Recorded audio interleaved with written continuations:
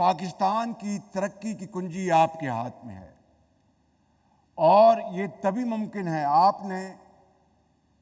کل کے پاکستان کو تابناک بنانا ہے، اور اس کے لیے آج کی حکومت وقت کا یہ فرض منصبی ہے کہ وہ اس تابناک کل کے لیے پوری تیاری کرے، اور نوجوانوں کے ہاتھوں میں وہ جدید علم اور جدید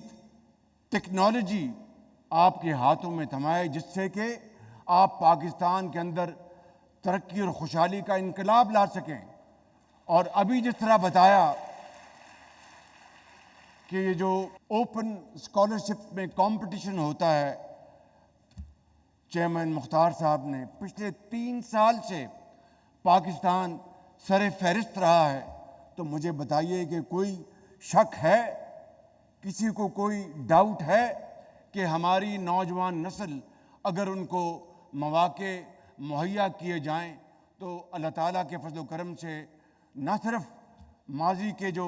نقصانات ہیں ان کا خاتمہ ہو جائے گا، پاکستان کی طرف معاشی لحاظ سے، دفاعی لحاظ سے کوئی میلی آنکھ سے نہیں دیکھ سکے گا۔ مگر شرط اول یہ ہے کہ اکابرین کو ایک اجتماعی قوت کے ساتھ، یکسوئی کے ساتھ، اتفاق اور اتحاد کے ساتھ آگے بڑھنا ہوگا۔